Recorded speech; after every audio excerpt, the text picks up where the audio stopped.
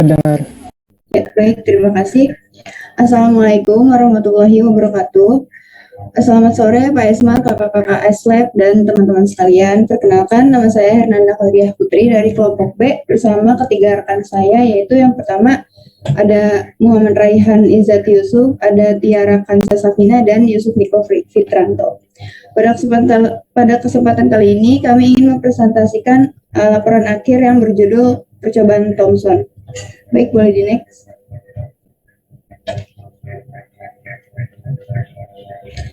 Adapun tujuan dari percobaan Thomson ini yaitu yang pertama adalah menentukan nilai perbandingan muatan terhadap massa elektron. Yang kedua yaitu menganalisis pengaruh kuat arus, tegangan listrik, dan medan magnet kumparan Helmholtz terhadap nilai EM elektron. Baik, selanjutnya akan dilanjutkan oleh rekan saya. Baik, di sini ada pengolahan data. Untuk pengolahan data sendiri menggunakan dua NST. Yang pertama itu NST ampere meter sebesar 0,01 ampere. Yang kedua NST voltmeter sebesar 0,1 volt. Untuk data tunggal terdapat dua data, yaitu saat arus konstan dan saat V konstan. Untuk I konstan bernilai 2,15 dengan delta I sebesar 0,005 ampere dengan KSR 0,2326% atau setara dengan 4 angka penting. Yang berikutnya I plus minus delta I yaitu 2,150 plus minus 0,005 ampere.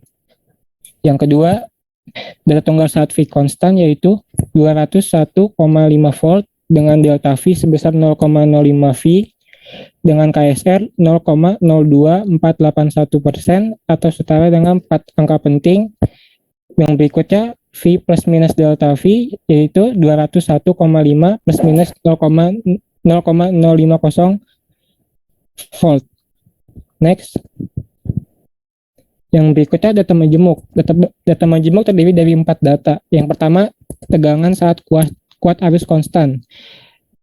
Dalam data ini didapati nilai V sebesar 278,586 volt dan delta V-nya 13,8755 volt, KSR sebesar 4,98% atau 2 angka penting, dan V plus minus delta V-nya 28 plus minus 1,4 kali 10 volt.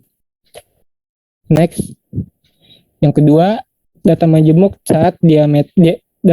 diameter saat kuat arus konstan. Didapati nilai D yaitu 0,0635 meter dengan delta D 0,0035 meter dengan KSR 5,51% yaitu 2 angka penting, dan D plus minus delta D 6,4 plus minus 0,4 kali 10 pangkat min 2 V. Next. Yang ketiga, kuat arus saat tegangan konstan. Didapati nilai arus sebesar 2,036 meter dengan delta I-nya 0,235 meter dengan KSR 11,5% atau error. Yang berikutnya I plus minus delta I-nya 2,036 plus minus 0,235 volt. Next. Yang keempat, diameter saat tegangan konstan. Didapati hasil D sebesar 0,02036 meter dengan delta D-nya 0,00235 meter dengan KSR 12% atau error. Yang berikutnya D plus minus delta D-nya 0,020 plus minus 0,002 volt.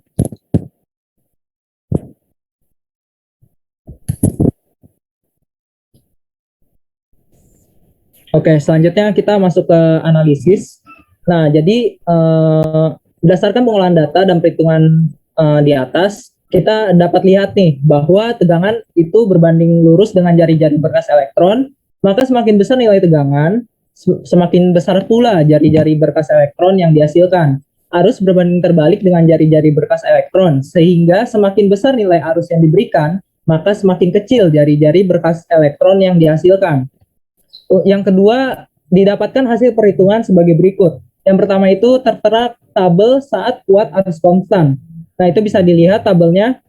Untuk tegangannya dalam satuan volt itu kita mendapatkan sebesar 278,5 volt. untuk kuat arusnya dalam satuan ampere kita mendapatkan 2,15 ampere, dan untuk diameter dengan satuan meter kita mendapatkan sebesar 0,0635, dan untuk jari-jari dengan satuan meter kita mendapatkan nilai sebesar 0,0318, dan untuk medan magnet dengan satuan Tesla didapatkan nilai sebesar 1,68 kali 10 pangkat min 3, dan yang terakhir untuk elektron massa dengan satuan volume per kilo itu didapatkan sebesar 2,026 kali 10 pangkat 11.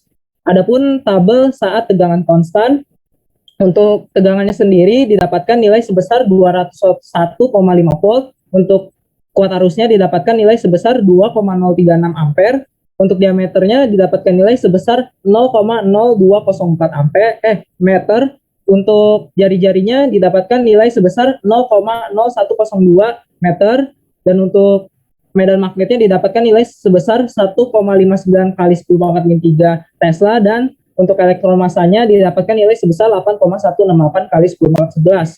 Nah, menurut literatur, nilai elektron massanya sebesar 1,735 kali 10 pangkat 11 kolom per kilo.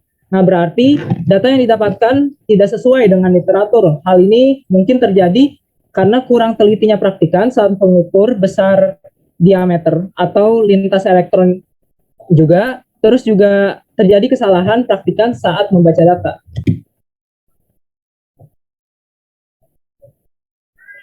Nah, di analisis kita juga mendapatkan grafik. Yang pertama itu grafik hubungan medan magnet dengan jari-jari saat tegangan konstan. Nah, untuk medan magnet dengan jari-jarinya bisa dilihat grafiknya. Jika semakin besar medan magnetnya, maka jari-jarinya akan semakin kecil. Dan untuk grafik tegangan dengan jari-jari bisa dilihat, semakin besar tegangan, maka semakin besar jari-jarinya. Dan untuk terakhir, grafik hubungan kuat arus dengan jari-jari saat tegangan konstan didapatkan bahwa semakin besar kuat arus, maka semakin kecil jari-jarinya.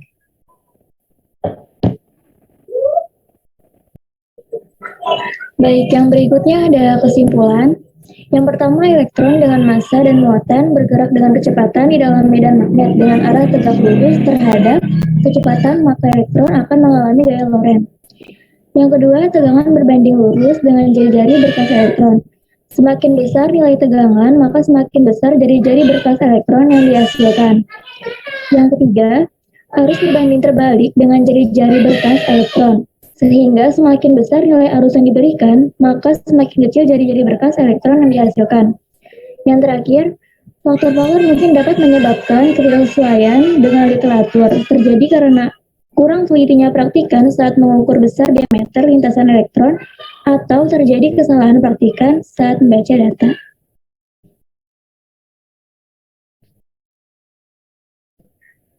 Ya, baik. Terima kasih atas perhatiannya. Kurang lebihnya mohon maaf. Wassalamualaikum warahmatullahi wabarakatuh. Waalaikumsalam warahmatullahi wabarakatuh.